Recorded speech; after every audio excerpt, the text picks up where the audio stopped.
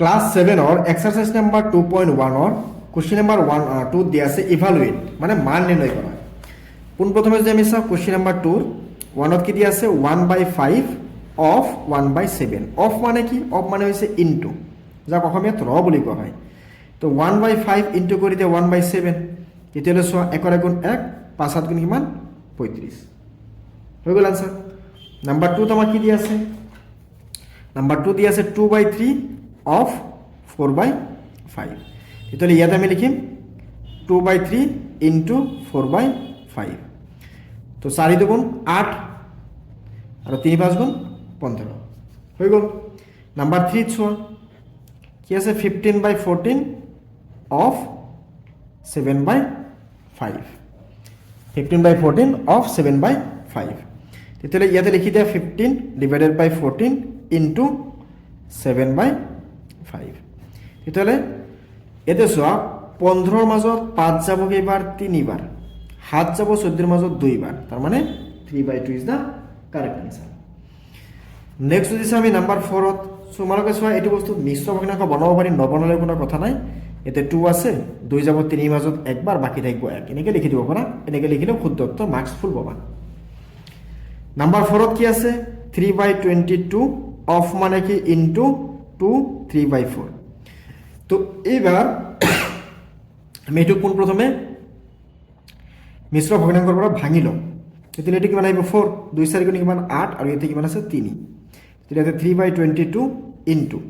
এতে কিমান আহিব 11 এতে কিমান আহিব 4 তেতিয়ালে আমি যদি চাও 11 যাব 22 মাজত 2 বাৰ তেতিয়ালে 2 4 গুণ কিমান 8 আৰু ইয়াতে কিমান আছে 3 লিখিলো হৈ গ'ল। এতিয়া আমি নেক্সট চাম কোশ্চেন নাম্বার 5 5 ত কি দিয়া আছে 5 ত দিয়া আছে 7/30 ইনটু 15 বুলি মানে অফ মানে কি ইনটু এতে চোৱা সিধা সিধি 15 30 যাব কিবা 2 বাৰ তো आंसर কিমান আহিব 7/2 এটো মিশ্ৰ ভগ্নাংশ বনালে আমি কি লিখিম 2 2 যাব হাতৰ মাজত কেইবাৰ 3 বাৰ 3 বাৰ গলে 3 2 6 বাকি থাকিল 1 ওয়াই গলে হৈ গ'ল। ওকে এতিয়া আমি চাব পাৰি কোশ্চেন নাম্বার 3 তো কোশ্চেন নাম্বার 3 ত কি কৈছে কোশ্চেন নাম্বার 3 তো দেখা পাইছো না তো কোশ্চেন নাম্বার 3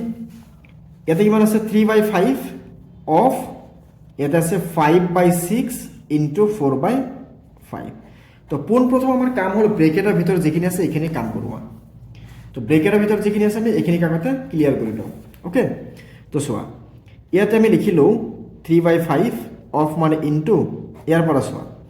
আমি যদি এনেকে লিখো এটো এটো 5 এটো 5 ক্যান্সেল এতে 6 যাব 4 মাজত 2 যাব 2 বাৰ 6 মাজত যাব কিবাৰ 3 বাৰ তার মানে ইয়াতে থাকিল 2 তলত থাকিল 3 তো এইটো 3 ক্যান্সেল করে দিয়া তেতিয়ালে ইয়াতে আমার কিমান থাকিল উপর থাকিল এটা 2 তলত থাকিল এটা 5 তো হৈ গ'ল কারেক্ট आंसर 2/5। তো নাম্বার 4 কি কৈছে ইভালুয়েট কৰা বা উলিয়া কাক উলিয়াব লাগে এই কেটাক প্রথমে কিমান আছে 3/8 অফ মানে কি ইনটু 4/5 তো একদম সিধা সিধি ইয়াতে চোৱা 4 যাব 8 মাজত কিবাৰ 2 বাৰ তো 2 ইনটু 5 আর উপর কিমান আছে 3 ইয়াতে রাখি দিয়া 3 5 দুগুণ কিমান 10 হৈ গ'ল। নাম্বার 2 চোৱা কিমান আছে 3/10 ইনটু 5 কিমান আছে 9 এতিয়া আমি ইয়াৰ পৰা যদি চাওঁ 3 যাব 9 মাজত কিবাৰ 3 বাৰ 5 যাব 10 মাজত কিবাৰ 2 বাৰ তেতিয়ালে আমি ইয়াৰ পৰা চালে 3 দুগুণ কিমান ইয়াতে 2 পূৰণ 3 আৰু ইয়াতে কিমান আহিব 1 ইনটু 1 1 কিয় কাৰণ 3 মাজত 3 একবাৰ 5 মাজত 5 একবাৰ 5 10 মাজত 2 বাৰ 9 3 মাজত 3 9 মাজত 3 বাৰ তেতিয়ালে 1 ইনটু 1 মানে 1 2 ইনটু 3 মানে 6 এতিয়া চোৱাচোন ইয়াতে কোৱা হৈছে যে কোনটো ডাঙৰ এই দুটাৰ পৰা কোনটো ডাঙৰ আমাৰ সেইটো উলিয়াব লাগে। তিনিটা বস্তু 10টা ভাগ কৰিব লাগে এটা বস্তুক 6টা ভাগ কৰিব লাগে।